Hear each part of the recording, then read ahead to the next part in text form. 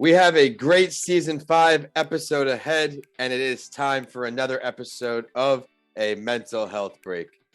I'm your host and author of the book, Mr. Lanci Talks Mental Health, Vincent A. Lanci. This is going to be an incredible conversation as we will learn all about this guest's best-selling book, Choose Better. When I was 21 years old, I was the victim of a hit-and-run accident while on foot. After coming out of a coma and suffering from a traumatic brain injury, or you may know of as a TBI, I soon realized it was time to put my mental health on a very high pedestal, and this transformative experience has led me to create this podcast that is all things mental health. Each week, I interview a different mental health professional or advocate from around the globe to share their story relating to mental health. And for this week, Dr. Tim Yen is going to talk about his book and so much more, which provides a systematic approach to solving any problem, no matter how difficult.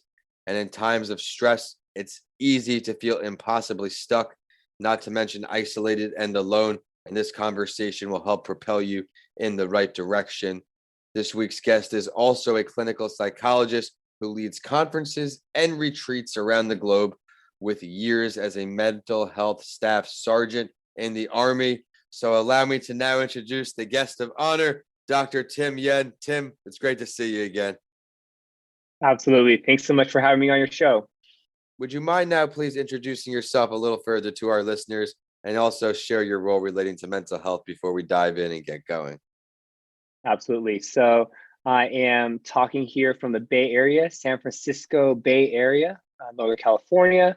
And as you said earlier, I'm a clinical psychologist by training. So mental health is the name of the game. That's what I do. I have a strong calling purpose in terms of restoring relationships, both from within oneself as well as relationships, families, significant others, relationship to society, the world. And I believe wholeheartedly that mental health, emotional health is a big piece of living well.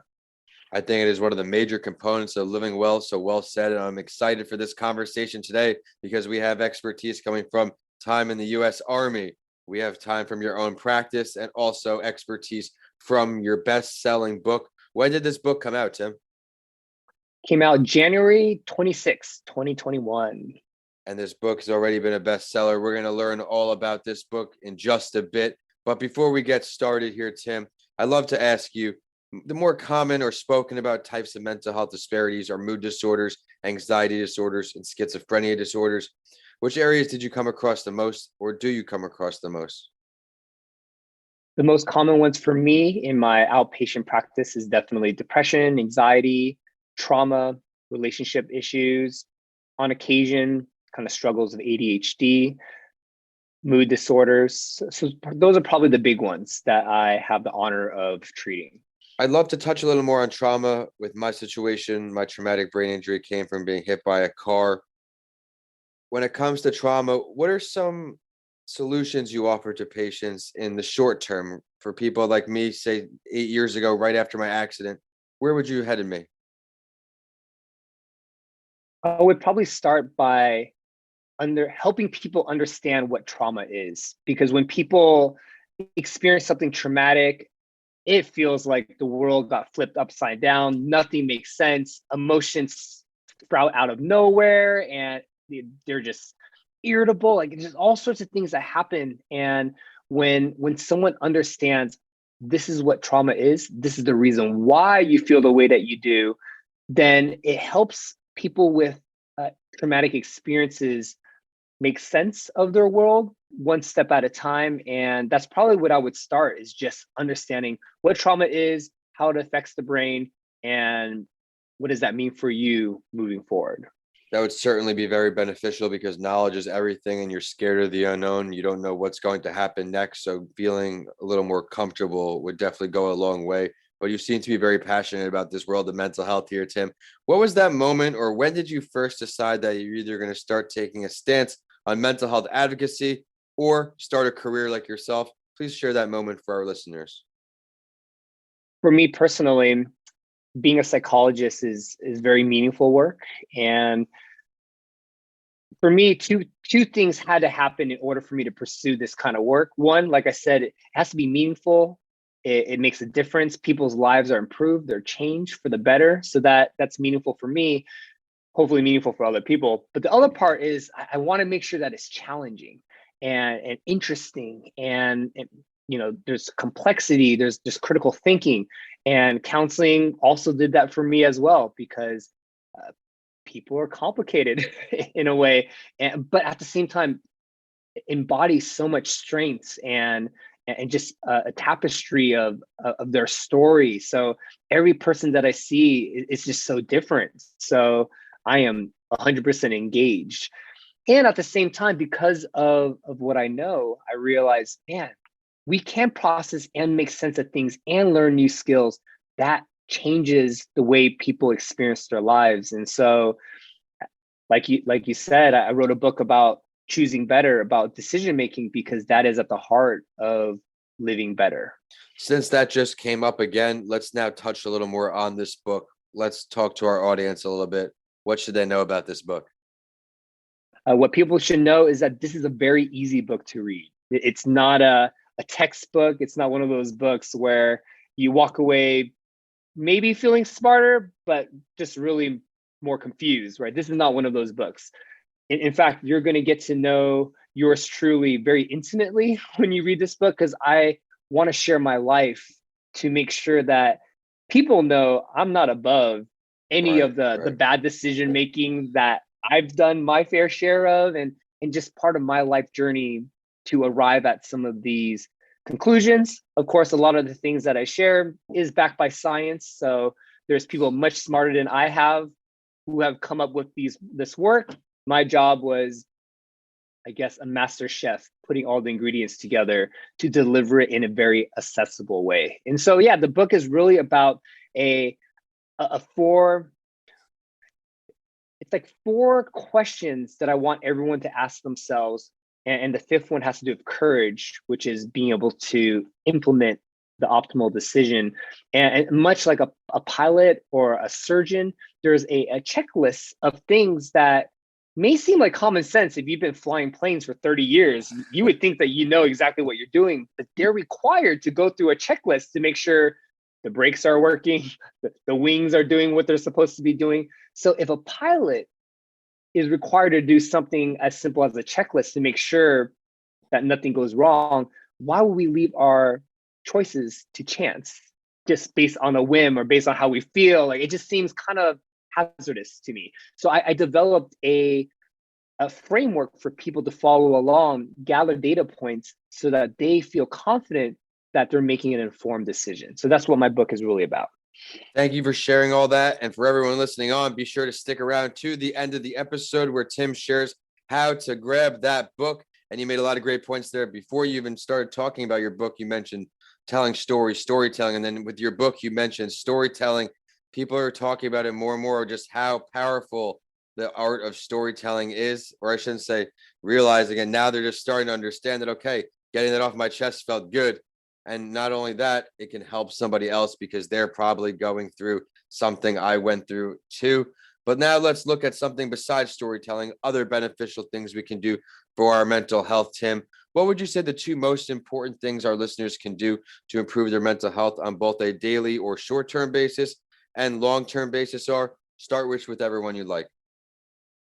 Yeah, let's start with short-term. So I'm really big on emotional intelligence. And in short, it just means understanding what feelings are, why you're having certain feelings, and that's being literate in feelings. And I'm really big on that because if you're human, you're going to feel stuff. If something's important, you're definitely going to feel stuff.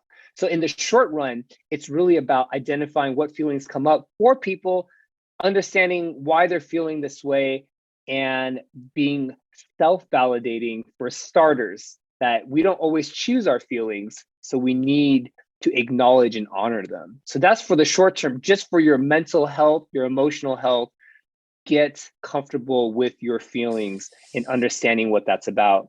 I love that. In the long run, and I touched on this in my book as well, is through that process, really living the life to the full, if you want to say it that way. Yeah. It's really about living a life that's aligned with your values. So the long term is understanding, hey, what's meaningful to me? What's important to me? Mm-hmm. And do my behaviors, do my actions reflect the things that matter to me?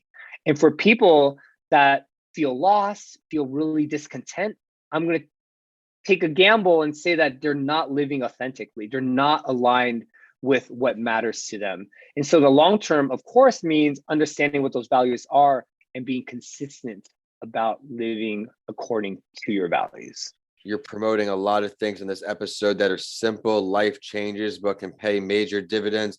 You mentioned something before, early recognition, knowing your feelings first. How important is early recognition when it comes to mental health? Oh, super important. Absolutely. Because by ignoring it, by not addressing it, it's not like they go away. They'll just come up in another weird, inconvenient manner. So the earlier that you can be honest with yourself about what's coming up for you, you're just on the forefront of problem solving, validating, understanding, whatever it is that you may need, or whatever your emotions are signaling that you need. Well said. Would you mind now please sharing what you plan on doing? What can the followers on this show look out for? What do you have in the works here, Tim? So right now I'm really big on mental health awareness, as you said, and really making it practical. So I wrote a book not for a psychology audience. I wrote a book for just anyone, a single mom, a CEO of a company. Decision making is really a crucial skill that you want to learn and do well. And so I'm going to be coming out with more material, breaking things down, because even though the framework may sound very simplistic, the doing piece is a whole different matter. And in terms of customizing it for your life and what barriers come up for you that prevent you from doing something that seems really obvious, but people will discover certain aspects of the framework will be more challenging for others. And so people can subscribe to my newsletter. I write articles, blogs about this kind of stuff, and yeah, be on the lookout for it. This conversation has been amazing so far, very insightful and valuable for our audience. So please be sure to stick around to the end of the episode to find out how to see those blogs, how to find his book, because now we're about to get great insight from Tim on this week's Spotlight Story. Each week, I share the mental health story of someone because I want to let you, the listeners, know you are not alone. I want you to understand that even though someone looks like they're healthy from the outside, they may not be on the inside too. And for this week, I will introduce the story of another male mental health advocate in actor Ryan Reynolds. This was a great article I read where it discussed his extreme anxiety in men's health. We know Ryan from a lot of movies, Deadpool, Van Wilder, and he's also married to fellow superstar actress Blake Lively. This article discussed Reynolds struggling to deal with his anxiety in his early 20s and describes it as a real unhinged phase. He went on to say he was continuing to party, simply trying to somehow make it all disappear. As we just spoke about before, these things do not just disappear. Ryan would frequently wake up in the middle of the night with heightened anxiety, which may relate to some of you listening. He began to meditate after he finally felt enough was enough. He had lost a few friends due to overdoses and now credits his recovery to not only his wife, but also the Headspace app. A lot of you listening to this program should be familiar with that app. And he also claims that the anxiety wasn't stemming from a news source, but his childhood. And you hear this often. I'll end the story with a quote from him when may resonate with some more of you listening on, where he said, "I have 3 older brothers. Our father was tough. He wasn't easy on anyone, and he wasn't easy on himself.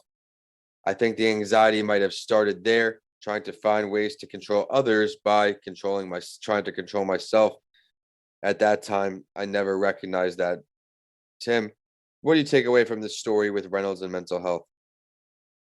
So I'm definitely a personal fan of that actor. I think he's hilarious and very good looking as well. And the thing that I really admire about Ryan Reynolds, as well as other mental health advocates, is he's using his celebrity platform to promote and it's almost like unveil this facade that we may have, part of this kind of Instagram culture that everything's okay, everything's pretty, everything's fine. And if you are having anxiety or depression or something, there's something really wrong with you.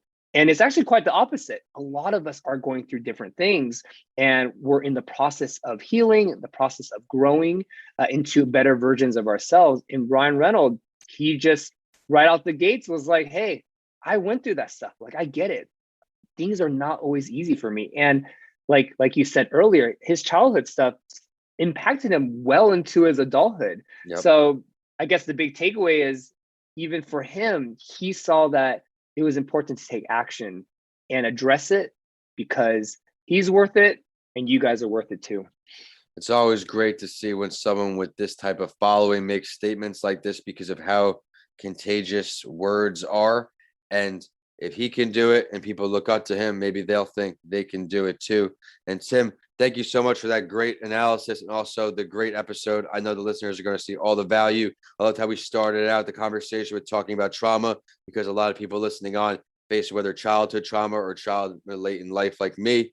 I also appreciate you shared so much about your book, and we're just about to share how to find that and discussing about early recognition. Everybody out there, it's okay to talk to somebody. If you're feeling something that's a little different or odd or strange, getting out in front of it may prevent it from being a repeatable act, a lifelong thing. But now I would also like to ask you, Tim, for your last word. I also do this in my other podcast because I want the listeners to really have the opportunity to learn about my guests. What would you like to share with everyone? My last words would be, when it comes to decision making, I really want to stress that it is a skill. So it's something that can be learned. Everyone can improve on this skill called decision making. And for some of you who are listening, you may be feeling like, man, Tim, you don't know me. Like, I've already made so many bad mistakes. It's like, it's too late for me. And what I want to tell you is, it's not.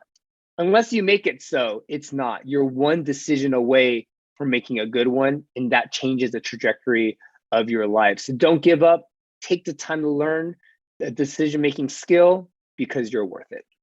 An excellent last word. Everyone, remember, you are worth it. Thank you, Tim. Now, please do share that social media, the website, the book, the blog. Where can we find you at? So all of it is centralized on my professional website. So you can find all of that and more at my website, www.timyen.com, TIMYEN.com. And there's a link to my book, the Choose Better, the Optimal Decision Making Framework. You can easily go on Amazon.com as well, type Choose Better. It should be one of the first searches there. And then on the bottom of my website, I'm on Facebook, Instagram, all sorts of different social media platforms. You can sign up for my newsletter on my website as well. That's where I'll be sending the latest research, the latest blogs, anything that I feel like would deliver value to you. It'll come into your mailbox. Be sure to head to timyen.com after this. Hear his personality, you hear his knowledge, his passion for mental health. Feel free to reach out, because he is here to help. And it is also social media time for the show. And we're on all platforms. We're at A Mental Health Break on Instagram, Facebook, and LinkedIn. And on Twitter, we're at Podcasts by Lanci. So you have updates from all of my shows. Of course, my handles are at Vincent A. Lanci for all social media and YouTube. And my website is vincentalanci.com. If you check out my books, DM me or email me. I would love to hear what you think. We have Mr. Lanci Talks Mental Health, Left for Dead, A Story of Redemption, and How to Transform Your Mindset When the Norm is Changed. All are on my website now. If you enjoyed today's episode, today's conversation with Tim, please continue listening and rate A Mental Health Break 5 stars. And with that, I want to thank you all for listening. See you next week on A Mental Health Break.